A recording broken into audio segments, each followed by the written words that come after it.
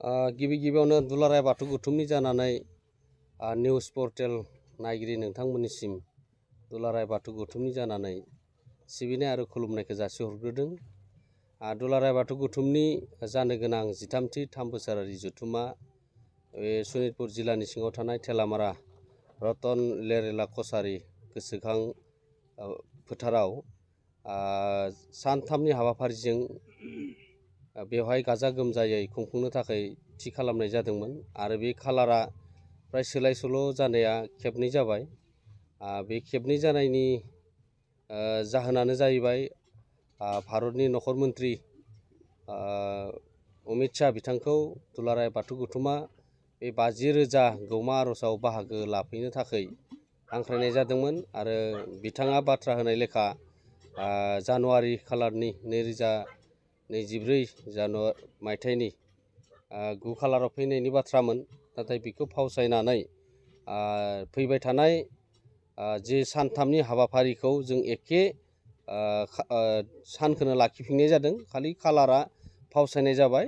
18, 19, 20 जानुवारि 2024 मायथाइनि बे सानथामनि हाबाफारिखौ लाखिनाय जादों आरो बेवहायनो दुलाराय बाथौ गौथुमनि बे गौमा आर'जआव बाहागो लाफैनो गोनां बे खालारा जाहैबाय 20 खालार जानुवारियाव बिथाङा जोंनि बे गौमा आर'जआव बाहागो लाफैगोन आरो बेवहायनो आसामनि गिबि मन्त्रि डक्टर हेमन्त बिश्व शर्मा, बिटिआरनि गाहाय मावफुं सोद्रोमा प्रमद बर' बिथाङाबो बेवहाय बाहागो लाफैगोन आरो बेवहायनो जोंनि जिल्लाफोरनिफ्राय दुलाराय बाथौ गौथुमनि सिङाव थानाय जिल्ला आफाद, बियाब आफाद, गामि आफादफोरनिफ्रायबो बे हाबाफारियाव बाहागो लाफैगोन आरो थान्दै महरै 10,000नि बांसिन बेवहाय बाहागो लाफैगोन।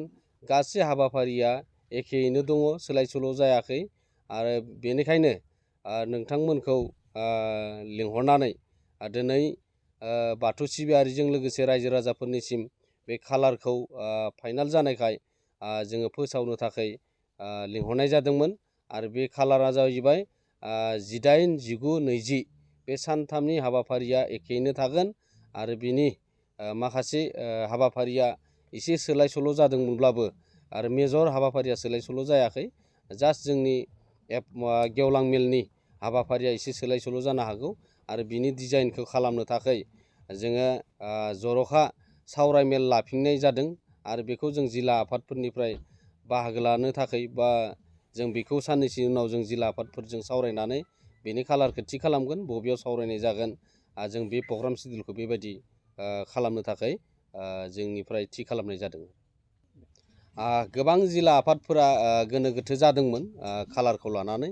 जों माला बाहागो लाफैनांगोन, माला थांनांगोन, बेफोरनि गोबां बाथ्राफोरा जिल्ला आफादनिफ्राय जाखांफैदों आरो गामि आफाद, बियाब आफादफोराबो गोबां दुलाराय बाथौ गौथुमनिसिम फन खालामनाय जादों। दा बाथ्राया जाहैबाय मा, जोंहा आगोलनि जिखिनि प्रग्राम होखानाय थाखानाय बायदियै जोङो बे थान्दै जिरायनाया बे थाखागोन।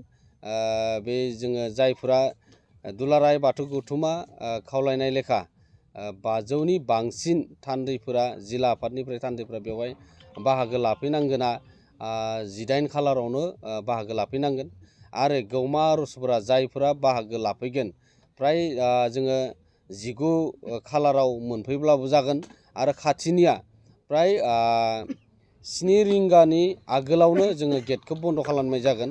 बे समखौ नोजोर होनानै बिथांमोना फैनांगोन। बेबायदि जोङो जिल्ला आफादफोरनो जोङो बिथोन हरगोन बोरैहाय जागोन आरो बेखौनानो जे जिल्ला आफाद आरो गामि आफाद, बियाब आफादफोरा गोनो गोथो साननांगौ गैया। जेरै प्रग्रामाव होनाय दङ बेबायदि बाहागो लानांगोन आरो बेखौनो दुलाराय बाथौ गौथुमनि जानानै रोखा फोरमायहरनाय थाबाय आरो जोङो उननि हाबाफारिखौ बा उननि हाबाफारि बे गौमा आर'जनि डिजाइनखौ खालामबाय थानाय जादों। बोरैहाय बाहागो लागोन, खाम, सिफुं, जथा, सेरजाखौ जों बोरैहाय लाबोनाय जागोन आरो बिनि डिजाइनखौबो दुलाराय बाथौ गौथुमा खालामगासिनो दङ। नै साननैनि गेजेरावनो बे खाम, सिफुं, जथा, सेरजाया बोरै बेवहाय बाहागो लाफैनाय हाबाफारियाव सिगांग्रो मोनफैनांगौ बेनि डिजाइनखौ खालामबाय थानाय जादों आरो जोङो बेखौ जिल्ला आफाद, बियाब आफादफोरनिसिम दैथायहरनाय जागोन दुलाराय बाथौ गौथुमनिफ्राय। खुलुमबाय। एसे थाद'नाय जादोंमोन अबयसे बे खालारखौ लानानै फार्स्टआव दंमोन जानुवारि दाननि 4, 5, 6, 7 अक्ट' खालाराव बेखौ फासयनानै खालामनाय जादोंमोन 7, 8, 9 अक्ट' खालार। बिनि उनावहा माने बिथां नखर मन्त्रि अमित शाह बिथाङा बे खालाराव फैनो हायैखाय बिथाङा दा बाथ्रा होफिनदो होननानै जों मिथिना मोनदों। जों मिरु गौतमनि नेहाथारि बिथांनिफ्राय बिथां गणेश दैमारिनिफ्राय फैगौ जानुवारि दाननि बे सोलिबाय थानाय जानुवारि दाननि 19, 18, 19, 20 अक्ट' खालाराव बिथाङा फैसिगोन। ओंखायनो जोङो दिनैनिफ्राय खामानिखौ आरो जागायफिनदो। रायजो राजा जेसेबां फैगोन माने जोङो जेसेबां हायो मोजांनि मोजां खुंनानै हरनो थाखाय जों लाहार फाहार खालामगासिनो दङ। एसे थाद'नाय जादोंमोन साननैसो, खिन्थु दा दिनैनिफ्राय आरो जागायफिनगोन जों खामानिखौ। आरो गाबोननिफ्राय जुरदार माने रायजो राजाखौ लिंनानै बेयाव जों फिल्डआवहा खामानि मावनाय खामानिखौ जोङो जागायफिनगोन। आरो आसा खालामनाय जादों जेसेबां रायजो राजा फैगोन जोङो मोजांनि मोजां बिथांमोनखौ सोङै हरै थिनहरनो थाखाय जोङो बयबो साग्रिद जानानै खामानि मावगोन। मोजाङैनो बाहागो लादों। जों मोनफ्रोमबो बियाबनिफ्राय जेब्ला जों खबर होयो बियाबनि मानसिफ्रा फैनानै जोंखौ मदद होगासिनो दङ, हेफाजाब होगासिनो दङ। नाथाय बे खानैसो थाद'नाय बायदि जादोंमोन आरो बे खालारखौ लानानै। दायो जोङो रायजोखौ जों बुंहरब्लानो माने बिथांमोना फैनानै खामानि मावनो मोनफ्रोमबो गामियाव थियारि जाना दङ।